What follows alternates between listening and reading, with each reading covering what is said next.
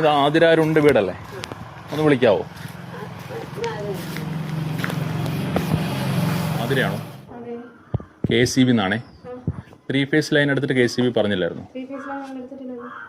അങ്ങനെയാണല്ലോ നമുക്ക് റിപ്പോർട്ട് കിട്ടിയത്. ആതിരല്ലേ? അപ്പോൾ ഒരു ഫൈൻ ഉണ്ട്, അതിന്റെ കാര്യം സംസാരിക്കാൻ വന്നാണ്.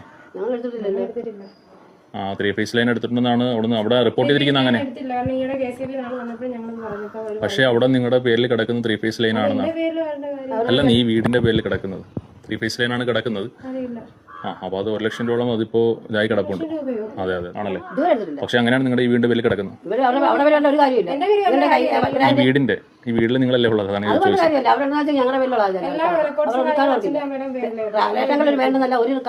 അപ്പൊ നിങ്ങളുടെ പേരിലാണ് അപ്പൊ നിലവിൽ കിടക്കുന്നതെങ്കിൽ അവരുടെ പേരിലോട്ട് മാറ്റിയിട്ടില്ല. പക്ഷെ എന്തായാലും ഇത് ഈ പറഞ്ഞ 3 ഫേസ് ലൈനിലാണ് ഇതിപ്പോ അടയാളപ്പെടുത്തിയിരിക്കുന്നത്.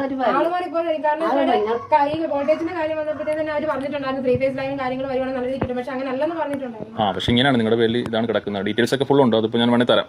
നിങ്ങളുടെ ഫുൾ ഡീറ്റെയിൽസ് അഡ്രസ് ഒക്കെ നമ്മുടെ ഉണ്ട്. 1 ലക്ഷം രൂപയോളം പിഴയായിട്ട് കിടപ്പുണ്ട്. കാരണം എന്താണ് എന്ത് മിസ്റ്റേക്ക് പറ്റിയാണത്? നിങ്ങൾ KCB വന്ന് പറഞ്ഞാൽ നമ്മളോട് പറഞ്ഞിട്ട് കാര്യമില്ല. നമ്മൾക്ക് അവിടെ തന്ന റിപ്പോർട്ട് പ്രകാരമാണ് നമ്മൾ വീട്ടിലേക്ക് വന്നത്. മനസ്സിലായോ?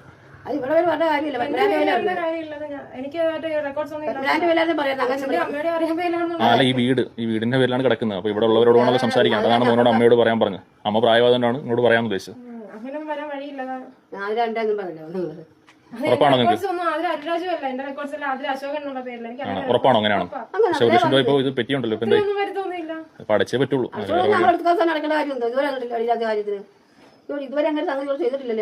ഇത് എത്ര സെന്റ് ഉണ്ട് സ്ഥലം? അപ്പൊ അതൊക്കെ ബേസ് ചെയ്തിട്ടാണ് ഇതിന്റെ കാൽക്കുലേഷൻ എടുക്കുന്നത്. 2 നില വീടായതിന്റെ 3 ഫേസ് ലൈൻ നിങ്ങൾ എടുക്കേണ്ടതാണ്. അത് തന്നെ പറഞ്ഞത്, വെച്ചതിന് ശേഷമുള്ള കാര്യം പറഞ്ഞു. അതല്ല അമ്മയെ പറഞ്ഞത്, വെച്ചതിന് ശേഷമുള്ള കാര്യമോ പറഞ്ഞു. അങ്ങനല്ലല്ലോ പറഞ്ഞു. അങ്ങനെ പറഞ്ഞിട്ടില്ല. 1 വർഷമൊന്നല്ല പറഞ്ഞത്, വെച്ചതിന് ശേഷം 3 ഫേസ് ലൈൻ നിങ്ങൾ എടുക്കേണ്ടതാണ്. പക്ഷെ എടുത്തിട്ടില്ല.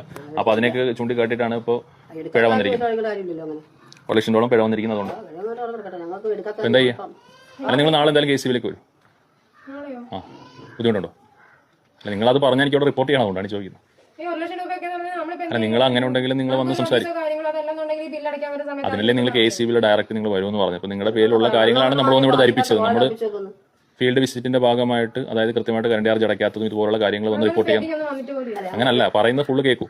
ഇതുപോലുള്ള കാര്യങ്ങൾ അപ്ഡേറ്റ് ചെയ്യാനാണ് നമ്മൾ വരുന്നത്. ഓക്കെ, അപ്പോൾ അത് വന്ന് നിങ്ങൾ ധരിപ്പിക്കുക എന്നുള്ള ഡ്യൂട്ടിയാണ് നമുക്കുള്ളത്.